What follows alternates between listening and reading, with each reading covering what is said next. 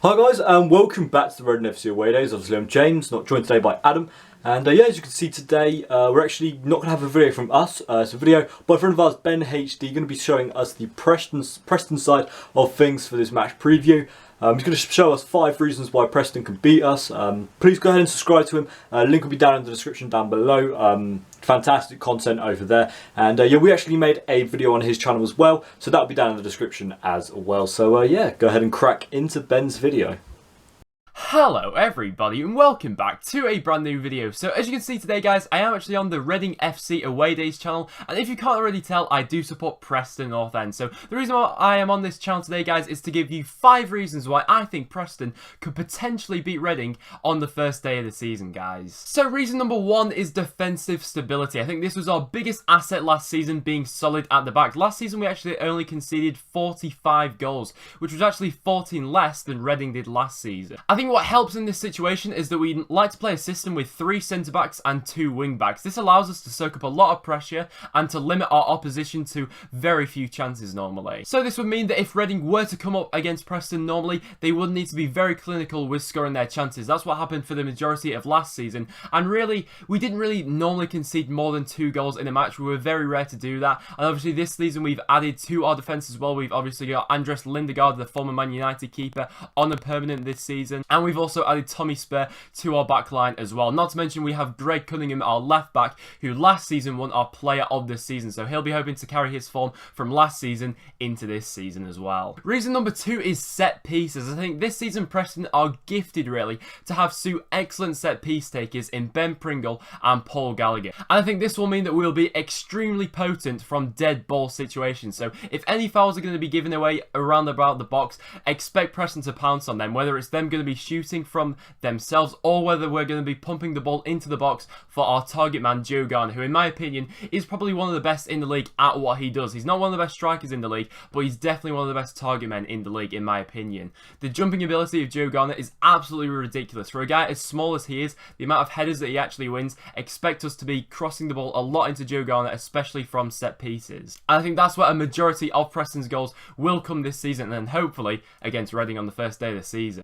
Reason number 3 is new signings. I think this season Preston really have added a lot of squad depth to our squad. This has given Simon Grayson an epitome of options to go with on the first day of the season, guys. So obviously I've already mentioned Ben Pringle in this and what he can do from his set pieces. However, he offers just much more than just a set piece taker. Basically, Preston normally now throughout our friendlies like to play with a midfield 3 of Daniel Johnson, Paul Gallagher and Ben Pringle. I think Pringle will suit really well into that midfield 3, and I think they could be very deadly going forward this season. Not to mention as well, we've also added Simon Mackinock, the 6'7" Danishman. Obviously, if the game's wearing out a bit, we're getting to the last 10 minutes, Preston need a goal. Mackinock's always going to be an option to bring on and then just pump long balls up to him, and hopefully, you know, we'll get a goal that way. Owen Doyle has also been added to the Preston North End squad, and he's just going to supplement the attacking prowess we already have in Joe Garner and Jermaine Beckford, who I expect really to be starting on the day. So as well as 2 new strikers being brought in, we also have brought in Callum Robinson,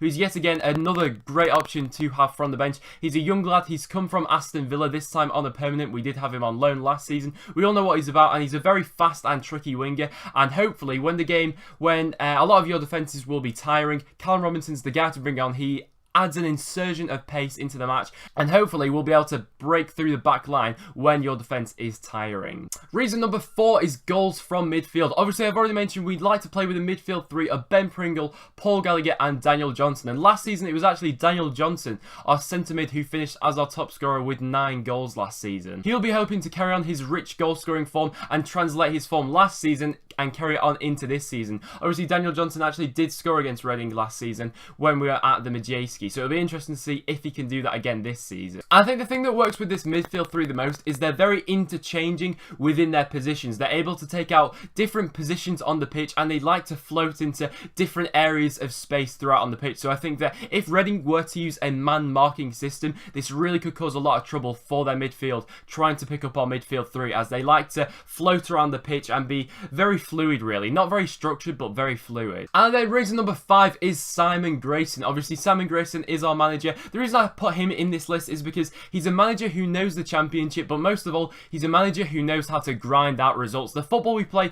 isn't always pretty, I'll admit that myself, but what Simon Grayson is good at is he does prove to be effective in getting points. And Simon Grayson is probably one of the best managers in the league at doing homework on other teams. He always likes to set up his Preston side to counter whatever the opposition is going to offer to us. So I would have thought that Simon Grayson would have done the same for this season, and really, he's going to make this Preston side pretty hard to beat, first of all. And obviously, like I said, guys, Simon Grayson is actually a manager who knows the championship, which is opposite to Yap Stam. So hopefully, that will prove to give Simon Grayson a slight advantage over him on the first day of the season. So now, guys, that will wrap it up for this video, guys. So that was my top 5 reasons why I think Preston could potentially beat Reading on the first day of the season. Not to mention as well, that Preston actually did do the double over Reading last season. So who knows, maybe history could repeat itself, guys. But it certainly will be an interesting game at the Majesty Stadium. I can't wait to get the season underway. I've been absolutely buzzing throughout the summer, and to be so close now, I actually can't wait to see how it all turns out in the end, guys. So a big thank you to James and Adam from Reading FC Away Days for allowing me on the channel and to make this video for you guys today. So